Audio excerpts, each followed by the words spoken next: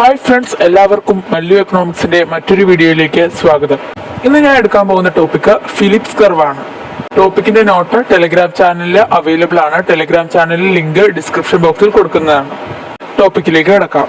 Phillips curve എക്കണോമിക്സിലെ തന്നെ main ആയിട്ടുള്ള ഒരു കൺസെപ്റ്റ് ആണ് ഫിലിപ്സ് കർവ് എന്ന് പറയുന്നത്.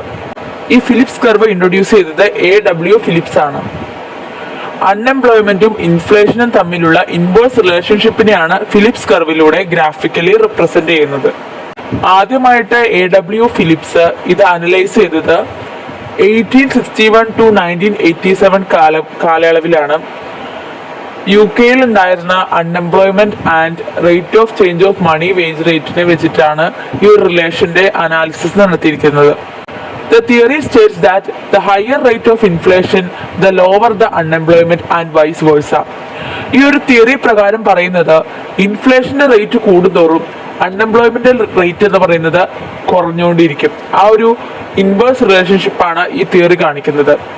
ഇൻഫ്ലേഷന്റെ റേറ്റ് കൂടുമ്പോൾ അൺഎംപ്ലോയ്മെന്റ് കുറഞ്ഞുകൊണ്ടിരിക്കും. അപ്പൊ ആ ഒരു സിറ്റുവേഷൻ എന്ന് പറയുന്നത് high level of employment can achieved only at high levels of inflation. അപ്പം ഇൻഫ്ലേഷൻ എത്ര കൂടുന്നുണ്ടോ അത്രയും കൊണ്ടാണ് അൺഎംപ്ലോയ്മെന്റ് കുറയുന്നത്. അൺഎംപ്ലോയ്മെന്റ് കുറയുന്നു എന്ന് പറയുന്ന സിറ്റുവേഷൻ എന്ന് പറയുന്നത് എംപ്ലോയ്മെന്റ് ക്രിയേറ്റ് ചെയ്യപ്പെടുന്നു എന്ന് പറയുന്ന സിറ്റുവേഷൻ ആണ്. അപ്പം എംപ്ലോയ്മെന്റ് കൂടുതൽ ഹൈ ലെവലായിട്ട് ക്രിയേറ്റ് ചെയ്യപ്പെടണമെങ്കിൽ അവിടെ ഹൈ ലെവൽസ് ഓഫ് ഇൻഫ്ലേഷൻ ഉണ്ടായിരിക്കണം എന്നാണ് ഈ തിയറി സ്റ്റേറ്റ് ചെയ്യുന്നത്, പറയാതെ പറഞ്ഞു വെക്കുന്നത് എന്ന് വേണമെങ്കിൽ നമുക്ക് പറയാൻ പറ്റും. The policies to induce growth in an economy, increases in employment and sustained development are heavily dependent on the findings of the Phillips curve. ഈ ഒരു ഫിലിപ്സ് കർവിന്റെ ഈ ഫൈൻഡിങ്സ് കൊണ്ടാണ് ഗ്രോത്ത് ഇൻ ദ എക്കോണമി അല്ല എക്കോണമിയിലുള്ള ഗ്രോത്തും അതുപോലെ തന്നെ എംപ്ലോയ്മെന്റ് ആൻഡ് സസ്റ്റൈൻഡ് ഡെവലപ്മെന്റിലൊക്കെ മെയിൻ ആയിട്ടുള്ള ഒരു കോൺട്രിബ്യൂഷൻ ഈ ഒരു തിയറിക്ക് കൊടുക്കാൻ പറ്റിയിട്ടുണ്ട്. However, the implications of Phillips curve has been found to be true only in the short term. Phillips curve fails to justify the situation of stagflation when both inflation and unemployment are alarmingly high. ഇവിടെ പറയുന്നത് Philips curve എന്ന് പറയുന്നതിന്റെ implication എന്ന് പറയുന്നത് short ടൈമിലേക്ക് മാത്രമുള്ള ഒരു implication ആയിട്ട് മാറിപ്പോയി. ഫിലിപ്സ് കർവിന് സ്റ്റാഗ്ഫ്ലേഷൻ എന്നുള്ള ഒരു സിറ്റുവേഷനെ ജസ്റ്റിഫൈ ചെയ്യാൻ സാധിച്ചില്ല. അത് തോൽക്കപ്പെട്ടു.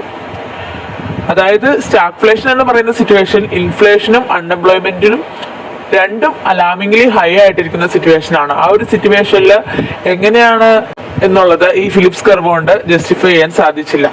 നെക്സ്റ്റ് ആയിട്ട് നോക്കുകയാണെങ്കിൽ ഷോർട്ട് റൺ ഫിലിപ്സ് കർവിനെ റെപ്രസെന്റ് ചെയ്ത ഒരു ഗ്രാഫാണ്. ആ ഗ്രാഫില് എക്സ് ആക്സിസിൽ അതായത് ഹൊറിസോണ്ടൽ ആക്സിസിൽ അൺഎംപ്ലോയ്മെന്റ് റേറ്റ് ആണ് പറഞ്ഞിരിക്കുന്നത്, വൈ ആക്സിസിൽ ഇൻഫ്ലേഷൻ റേറ്റ് ആണ് കാണിച്ചിരിക്കുന്നത്. ഒരു ഡൗൺവേർഡ് സ്ലോപ്പിംഗ് കർവ് ആയിട്ടുള്ളതാണ് Phillips curve. Short run Phillips curve ആണത്.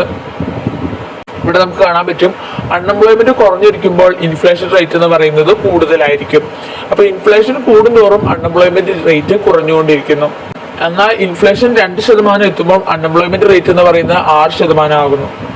അതായത് ഇൻഫ്ലേഷൻ റേറ്റ് കുറയുമ്പോൾ അൺഎംപ്ലോയ്മെന്റ് കൂടിക്കൊണ്ടിരിക്കുന്നു. As unemployment increases inflation decreases. അപ്പോൾ ഇതൊരു ഇൻവേഴ്സ് റിലേഷൻഷിപ്പ് ആണ് കാണിക്കുന്നത്. ഷോർട്ട് ടൈം ഫിലിപ്സ് കർവ് ആണ് ഇത്ര നേരം കണ്ടത്. ഇനി ലോങ് ടൈം ഫിലിപ്സ് കർവ് ചോദിക്കുകയാണെങ്കിൽ ലോങ് ടൈം ഫിലിപ്സ് കർവ് എന്ന് പറയുകയാണെങ്കിൽ ഷോർട്ട് ടൈം ഫിലിപ്സ് കർവിനെ ബേസ് ചെയ്തിട്ടാണ് ലോങ് ടൈം ഫിലിപ്സ് കർവ് ഉണ്ടായിട്ടുള്ളത്.